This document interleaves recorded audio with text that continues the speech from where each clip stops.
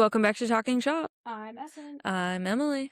Happy Monday. Yes, it is Monday. We are recording in between some activities because we are busy girlies. So we are going to try and make our episode short and sweet. But if you're not new here, then you know that that's a challenge for us. You know us, we like to ramble. Yeah, we're yappers. We sure are. Okay. Should we jump right into our first game? We're going to do that. All right. So at the beginning of every episode, we always play a game called Work Wife, Work Overlord, and Work Nemesis, where we take 3 characters of some kind. Yeah, basically just anybody that's not in our life. Correct. And we talk about which one we would like to make our work wife, which is like our work bestie, our work overlord, which is our boss, and our work nemesis, which is pretty self-explanatory. Yeah. Have you prepared? We need to like have a chart or something at this point of like who we need to get organized. Because I'm starting to forget like who we have offered up as options, which I actually write it down, so I don't know why I don't consult it. Good question. But yes, I am ready. Okay. So 2 weekends ago, I think we saw Toy Story. We sure did. Toy Story 100. 5. And same thing. That is where I'm going to pull from. Okay. Slay. So your 3 options to choose from are Jesse, Woody, Buzz. We're just gonna keep it standard. Okay. I think I'd make Jesse my work overlord. Yeah, obviously, got to work for a woman. We love to work for a woman. She's got a plan. Mm-hmm. She has a vision. She has an assistant built in. Bullseye. Yeah, which like helps. It's a great idea. She's not relying only on herself. Correct. I would make Buzz my work wife. Cute. I feel like Buzz loves a strong woman in authority. That's not Buzz's kink. And so I feel like he's going to take orders well. We're going to be on the same game plan. And he's obsessed with Jesse, which also helps follow the greater vision. Workplace. Yeah. Correct. And then I feel like Woody would be my nemesis because Woody is very rigid. Very rigid. That's a theme for you. And the people that you rate as your nemesis is. He's very rigid. And I think he sometimes will struggle to see the greater vision. Word. So. He said, you don't get the big picture? I don't want to work with you. Okay. I'll keep Toy Story 5. Slay. So we're going to go. I didn't want to spoil it for people that hadn't seen it, which is why I used old people. I think it'll be okay. It's been out for a while. If you haven't seen it, skip. Yeah. So we're going to go to Smarty Pants. Okay. We're going to go to that hippo that was the GPS locator. Okay. And then the third one. The camera? The camera. Snappy. Okay. So I'm kind of blanking on their personalities at this point in time. But I think I would want my work wife to be Snappy. Okay. Because do we know pronouns? I believe she, but you can go they, them. Or they, them. They, theming. Slay. Okay, so Snappy because it's a camera and don't even have pronouns, but it's fine. Trying to be respectful over here. We are inclusive. I would choose Snappy as my wife because they always have receipts. And in a dilemma, in a situation, you always want somebody that has receipts. So work wife. Plus, you want to be on the good side of the person that takes all the pictures and keeps all the documentation. Ain't that the truth? And then, so I'm down to Smarty Pants and GPS. GPS, their name. It was a hippo of some kind. Okay, hippo GPS. I really wish we remembered. Hold on. While you talk, I'll look and I'll confirm the name. Yeah. Okay, so I'm making them my work overlord. I would love to work for somebody with a plan, with a vision, and a strategy on how to get there.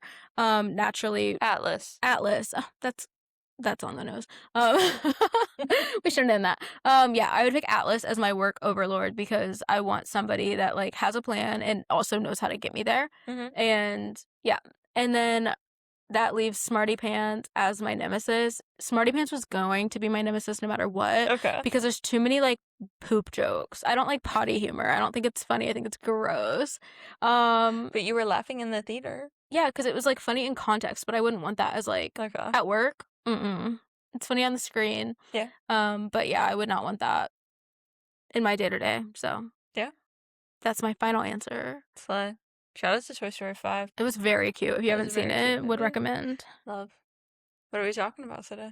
It's a great question. We actually don't know. Like, sometimes we kind of briefly discuss what we're going to talk about, but we haven't done that today. So we're just going to wander around. What are things you've been thinking about or like noticing in the world?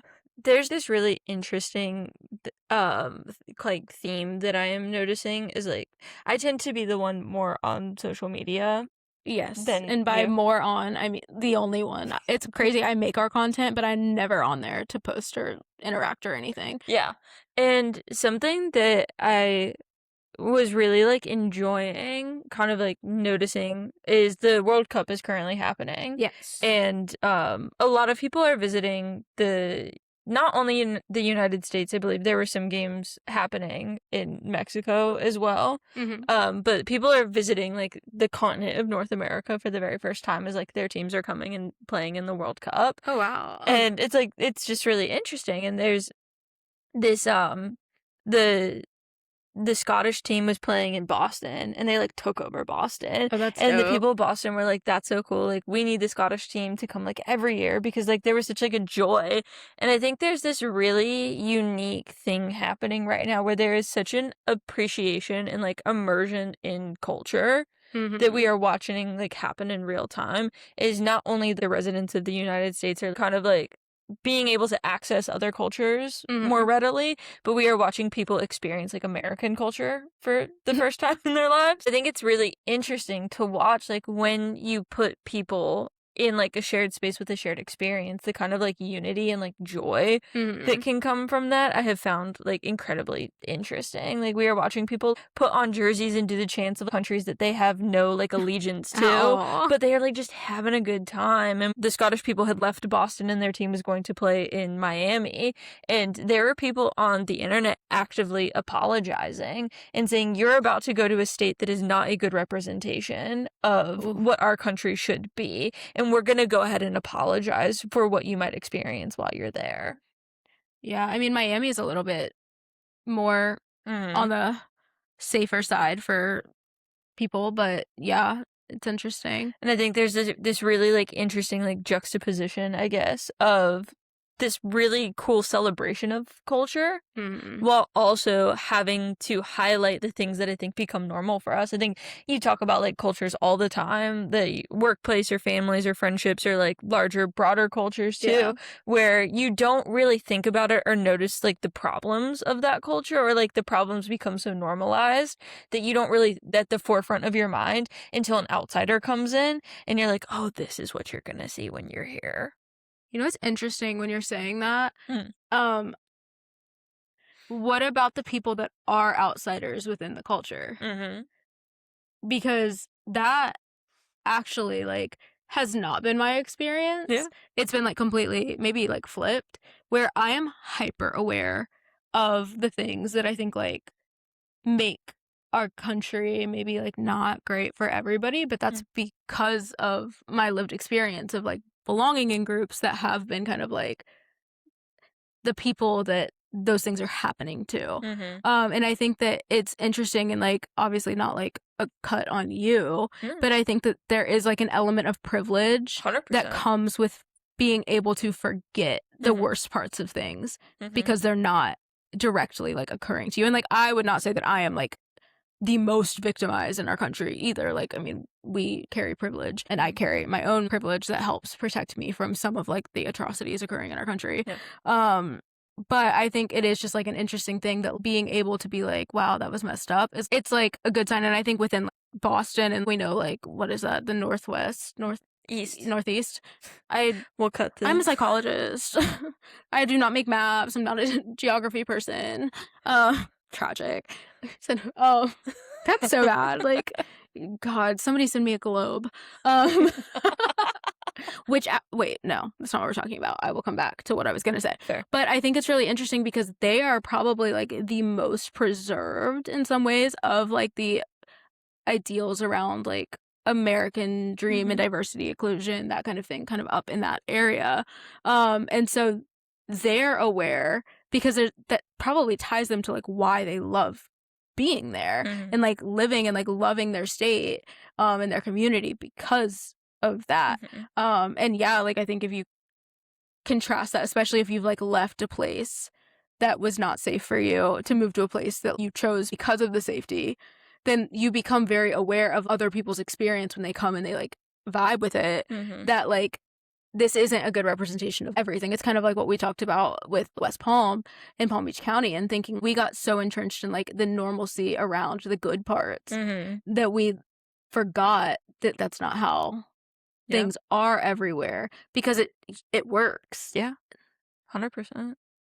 Yeah, I think there's something to be said of like having to learn how to like live and navigate in a system and a culture that I think when you're living the day to day, sometimes you're not thinking about it. I think a lot about like how you and I talk about the differences of like our families growing up. That like your family was one that like everybody was rearranging their bedrooms all the time. Constantly. And that was normal because like everyone in the system was doing it. Yeah. But when you and I started to talk about how the minute we moved into that house, my bedroom has not changed in the like 18 years that we've been in that house. It just makes you think. I think you don't always, I think, maybe fully put into words. I think there's like a conscious knowing, but maybe not like an externalizing.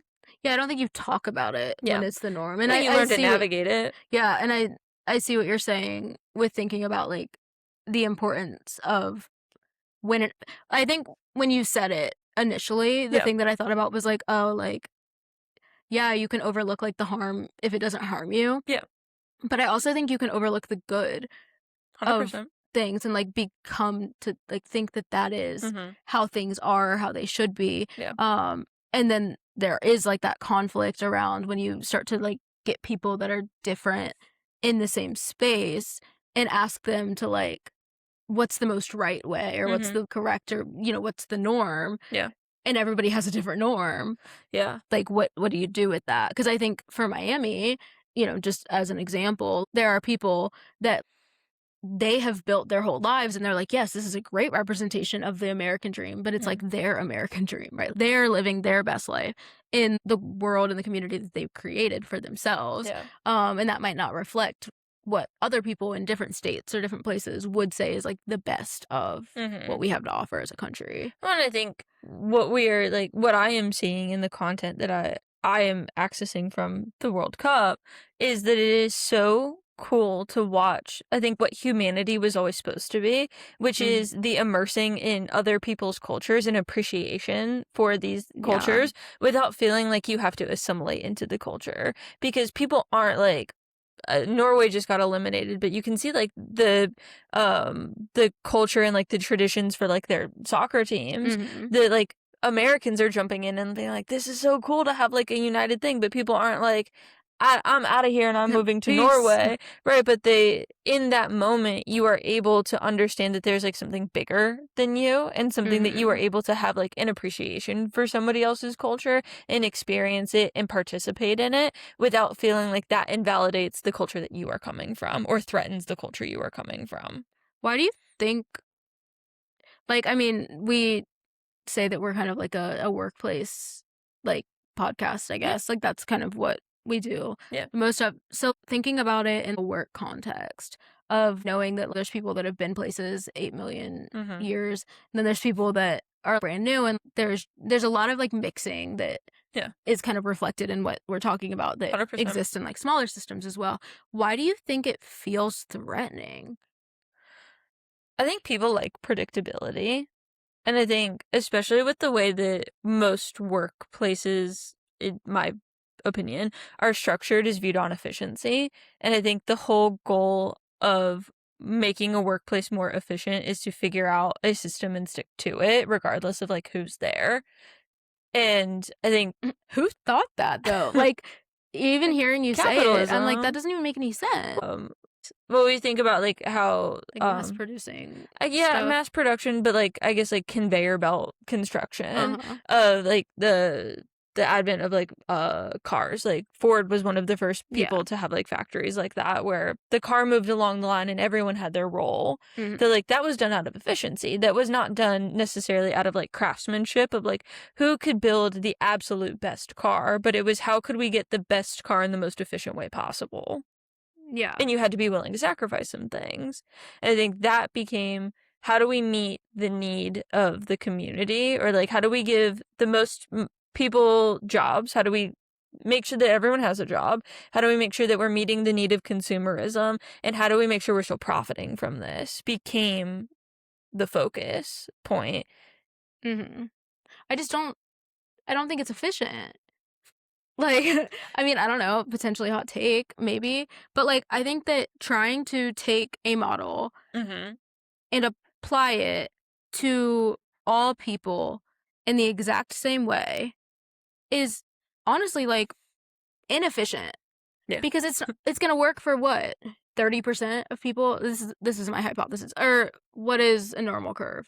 We have 50%, yeah, in the middle, and then 25 on 35. each end. So for half the people that you bring in, it may work because like that speaks to however they operate. Yeah. But then for everybody else, like that doesn't work. Mm-hmm. So then you have to like come up with like ways to navigate that with all the people that like are not working, or you have to like weed out all the people that aren't working and hope that like you can't predict that. Mm-hmm. So hearing it, I'm like, that's silly. Like, I don't know why they thought that, because in my brain, a more efficient approach would be this is the task that you have to get done. Mm. This is the metric or whatever. This is the requirement person. Do whatever you got to do to meet the metric. Well, I think another lens to think about it is when you have somebody's like passion, like when I think about like a nonprofit, like that is the thing somebody's like super passionate about. Like that is the problem they want to solve or the community that they care about. And I think when somebody comes in with new ideas, that can often be viewed as like negative feedback, or it can be viewed, I think, as like criticism in a way, is like you're not doing it right, but like here's a better way to do it. And I think if feedback is given without connection and community building, and if it is not viewed as somebody who's equally invested in the system, or somebody who can see the hard work that you have put in and is offering a way to like help, I think it is viewed as a threat because it is viewed as a reflection of that person's work and not necessarily a piece of feedback about the system. Yeah. I think my brain works so differently in the area of like, I don't know, like new ideas and alternative perspective. I don't know, like I like that. Like I want to know all the different ways that somebody could look at something and like see it, and like that makes me excited and whatever. I think it's part of like why I really love being a therapist, is like you get to talk about the same problem from 8 different perspectives. So I never quite like, I still like, even in childhood I was like, I don't get why like we all need to like be that way, or like that you can't ask a question that challenges things, because I think it ultimately like makes all of us better. So I have a hard, like I understand conceptually like when you say it, and you are constantly like grounding me and trying to help me like understand like those things. But I just like, I don't know, that's just not how I feel. Baffled. Yeah. There's a lot of passion that goes in, I think, in the way that we have structured how organizations, or like even just any kind of business runs in our society, is that there's some personal investment. Like you have to care about the thing enough to like decide you're gonna spend the majority of your time doing it, which I also think is crazy. Yeah. And I think when time feels scarce and like that is how you are choosing to use your limited time here on Earth, I think people take it personally, which like you should be invested in it. But I think we get so narrowed in on like, this is my vision, that we forget that it's going to be better if we also allow other people to contribute to the vision. And I think with something like soccer, that it's relatively like it's relatively low stakes. Like, it matters to a lot of people, but at the end of the But to like day, the like, watchers, like yeah, your life's not gonna change if your right, team wins or loses, really. right. But it is a point of connection where nobody else's like time investment or like worth is inherently threatened. And I think a lot of people put their worth into their jobs, Mm, and that I think negative feedback or the perception of negative feedback not only becomes about the organization, but becomes about your worth. yeah. Which I think, like you said, there's a lot of really beautiful things coming out of the World Cup and the Olympics and all of these worldwide stages Mhm. that we get to experience every once in a while. There is like this like shared humanity that comes out in a way that Mhm. doesn't any other way. Yeah. Um, but I think like it is still important, and I don't know that like taking things more personal because you are more connected to a cause actually makes us have better outcomes. Hmm. In the way that like I think people's brains will connect dots and say like, okay, if I really care about this, then I'm willing to like fight for it. Mhm. But like, is caring about something and fighting for it like the best way to care, I guess. And I think that is why like I very much own the idea of being like a systems disruptor, because Mhm. that is how my brain works, is like, wait, I think this could be better, Yeah. or it could be different, or it could, I'm always looking at that. And yeah, people don't like that. I have learned Mhm. consistently that like that is not always welcome feedback, but I think just as a person who like kind of owns that and like holds that as a part of my identity, I think it is like important.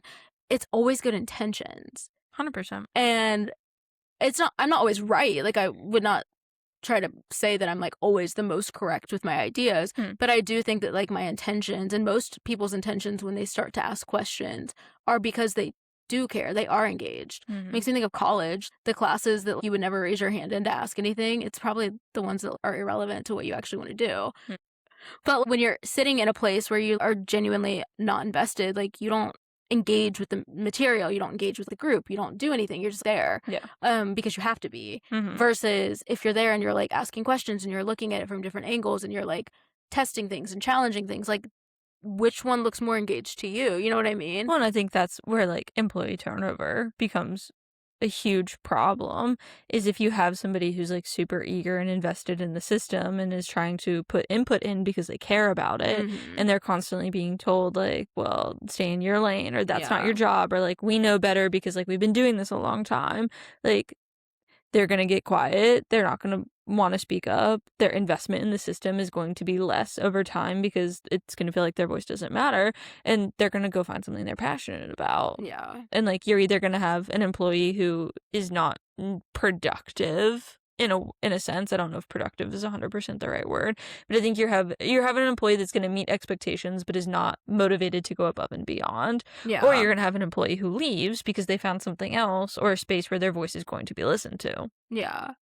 So like I guess if we were to kind of bring it all together, what do you think is the balance of like letting people, I think disruptors are important. I think disruptors are actually like, and like this is not for my own ego, but Yeah. like just from research that I've done and like looking into it, Mhm. the people that are willing to question the status quo are ultimately like oftentimes the people that are creating the most like innovative Mhm. changes in things, whether that is a workplace or like technology or whatever. Like the dissenters Mm. are good. Yeah. Um and they can also, if your foundation is fragile, they can break it Yeah. and like kind of make things bottom out. So like how do you balance nurturing people that maybe are perceived as like critics or disruptive without actually disrupting everything? Because even though I don't fully understand that side of things, I think like I do that in our marriage. Mhm. I tend to be like, you're pretty consistent and like stable, and I am like, let's do this, let's do that, let's try something different. Yeah. And it seems like you've kind of like figured out how to do that in a way that doesn't hurt my feelings. Mhm. So, what do you do? Well, I think it's the sharing of ideas. I think going back to like what I have been like watching people do throughout like the entirety of the World Cup being here is like, you have the people who are willing to take the risk and like go sit with somebody of a different culture. They're like, oh, the US is not playing in the Norway versus England game, but like I'm gonna go anyway because I care about this common theme. That I think if we pay attention to the thing that unites us, we always have a grounding point to come back to. Like in our marriage, the goal of my feedback and your feedback is we want to have a good relationship. Right. So I think if we ground back into like the facts and that common like theme or interest, Like our why. yeah, then we don't lose sight of the feedback because we have a way that even if it feels personal to ground back into like that bigger vision or that bigger purpose, that like you're going because you love like the game, or like you're going because like you were watching people on TV have a really good time and like you just want to have a good time too, or like you go buy a jersey and you sit with the people and you ask questions, or like the people see that like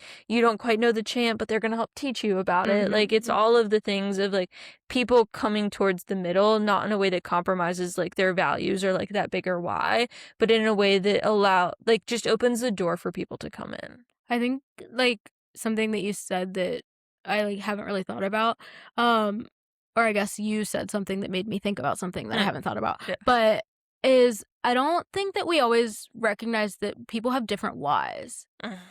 Word. Like, you know what I mean? Like when people are like, "What's your why? Why do you do this? Why do you care?" Like, I don't know, let's say that it's, feed the children and everybody's there, but and everybody's there and like the mission of an organization is to like get food into the hands of kids. Yeah. But why that matters to people is so different across the board. And I don't think that we really like make a space to talk about that. And I think it like helps understand other people's behavior so much more. Like when we talk about things again, like kind of making the parallel with our marriage, it's like there'll be things that we say or do and the other person is impacted and is like, "Oh, I don't like that," or like that didn't make sense or that hurt me. And then understanding the why and like the reason underneath it, it's like, "Oh, that does make sense. Like I totally see where you're coming from." Yeah. And actually like I hadn't thought about that. Can you tell me more? Like it invites us in. Yeah. And I think maybe just knowing that you're saying that's kind of like a starting point, that I don't know that everybody actually even has that to fall back on if they're not asking those questions and like cultivating the relationships needed to be honest about that answer. Yeah. Well, I think quite honestly, in I think the philanthropic world, the why is kind of like asking like how you're doing. Like I think you're gonna get a generic response or like you're not really listening. I think it is a question that is not always approached with the intention that it should be approached with. Yeah, I feel like that's like a very important question. Yeah. Huh. Yeah, and like I think everybody assumes that everybody has one, but they don't assume the depth of how everybody got to where they got. And like I think I made a comment previously about how I think it's annoying that people want you to want to work. Yeah. And like you're supposed to be really passionate about it. And I also think that people who don't feel this like larger calling or passion or whatever, like they also have a place in the workplace. Like if you don't have a personal responsibility or investment or connection, then that doesn't mean that you're like useless to an organization. If you just want to come get a check and leave, Right. like there are times where that perspective is actually important. Like that's where I would use my efficiency people. It's like, okay, you only care about like coming, getting paid and leave. Like I want to know what you think would work the best, because you're not going to be like, jaded by your own bias or your own perspectives. But yeah, I think it's interesting. So you said kind of like remembering the shared goal. I think anytime that we have personal investment, feedback of any kind, it is essential to have something to ground back into. That like it is very easy to get lost in our own emotions, our own feelings or thoughts, whatever it is. I think having that common ground or something to anchor back into is essential.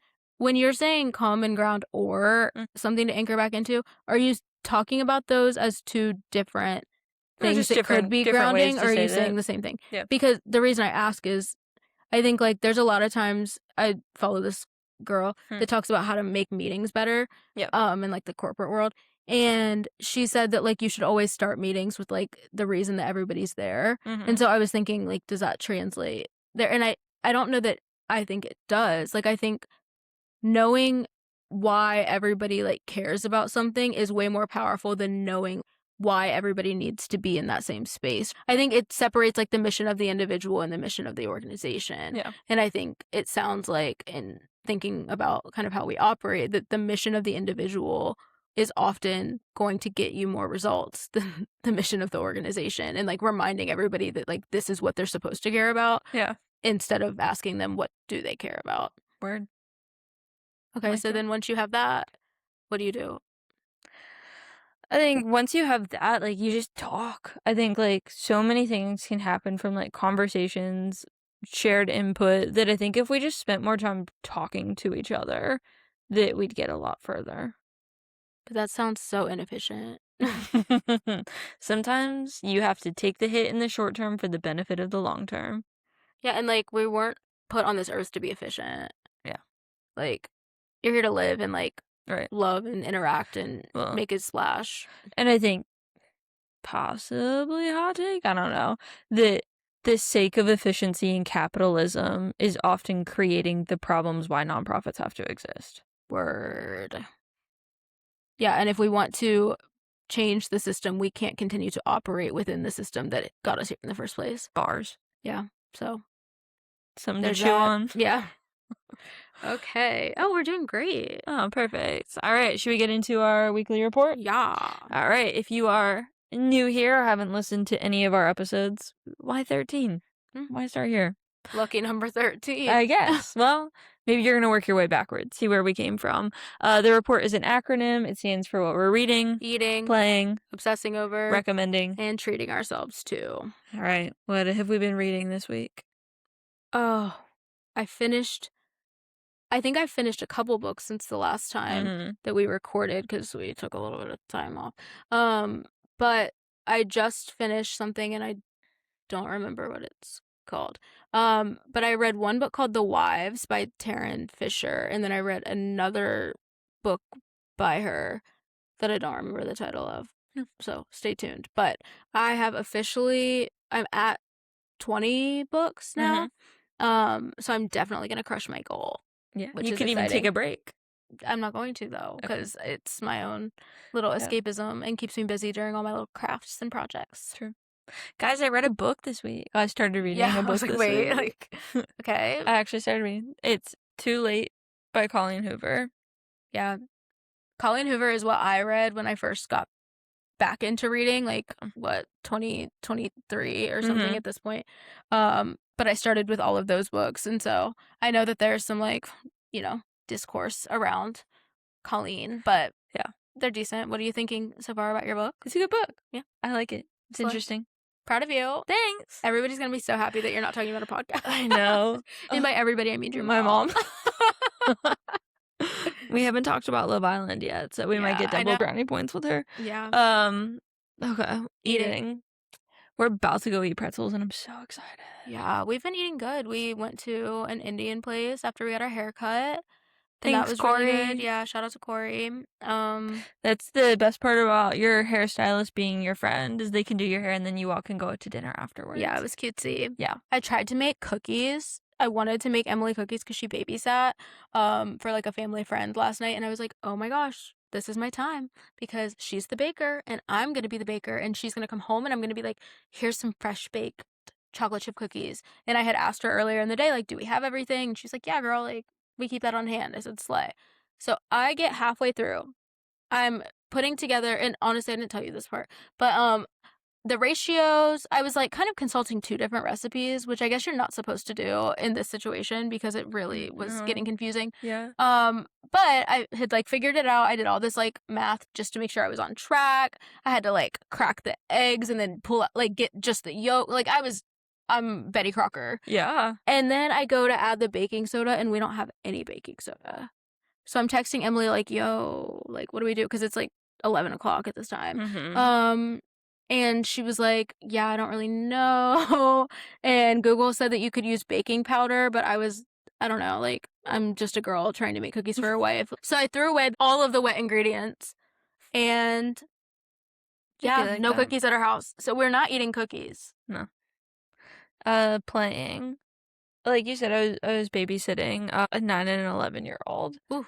And Energy. yeah, it was a good time. They went to Sky Zone. We had fun. I did not jump. My body cannot handle that at this current point in time. Especially not on it was Saturday night? Saturday Yeah. night? Yeah, no. No. So many middle school situationships occurring at Sky Zone. We wish them well. Ugh, good luck on your journey. But it was like cool. Like after we got back from Sky Zone, like the kids were just like one of them was showing me like his Pokemon card collection, and the other was telling me about like her horse and her bearded dragon, and just like it was like cool to be. We're not around kids a ton Yeah. anymore, and so I think like it was really cool to like just be able to exist with a kid, like kids whose only care in the world was their Pokemon card and like Sky Zone, and so it was just like cool. I enjoyed that. Yeah, I feel like the kids really have it like figured out. Yeah. And we should all aspire to go back to that. My playing, I have been working on redecorating my office because I had a lot of stuff up and then it was getting overstimulating to me because color is too bright. There's just a lot going on. So I have really been working on like making that a space that I can enjoy and relax in and like think and brainstorm and that kind of thing. And I think like it's been fun to think about what I want to look at and like have to surround me during doing work. So it's work but play. Yeah. Obsessing. You. Love Island. But sorry, Mom. It's so good. Tonight's the finale. Tonight's the finale. We will transfer over to a new reality television show at some point. We already have several on deck. We do. But yeah, we love reality. But Love Island is just phenomenal. Recommending. I'd recommend doing something inner child related. I think you did that last time. Oh, well, do it again. Oh. Can't remember. Yeah, I don't know. I think you and I have also had like some sleeping in mornings, which I've been very grateful for. So would highly recommend like sleeping in every so often and not setting an alarm and just like letting your body do its thing. Yeah, that's my lifestyle. Yeah. I would recommend being intentional about your downtime because we get in such a routine of things. And earlier this week, we ended up like, I think Emily was like mowing the yard at night, which she doesn't normally do. And I was working on my office and it was nice to like shake up the evening. And I feel like sometimes I forget that we have free will and like you can actually do a lot after work, even though you're tired. Like there's actually a lot of things that fit within that time frame and recharge you just as much as staring at the wall would. So word. Treating. Well, we are a week away from National Ice Cream Day. We are. So there's that. That's not what we're treating ourselves to right now, but just get prepared, everyone. Look up your local deals. After babysitting, I picked up McDonald's and we had McDonald's in bed while we watched cartoons. And yeah, that was cute too. I thought that was cute. Like treating yourself to a little late night McDonald's or a little treat in bed. I love a treat in bed. I love a snack. So, would highly recommend. Yeah. I would say treat yourself to we spent some time outside yesterday and got like nice little tan lines. Yeah. And I would recommend treating yourself to the sun because get that vitamin D. Although we love our house, we love being indoors. I love air conditioning. Thank you so much to whoever invented that. That being said, the sun is good for us. Word. So, do that. Yeah. Cool. Well, thanks for talking shop with us. Yeah, we'll see you next time. Bye. Bye.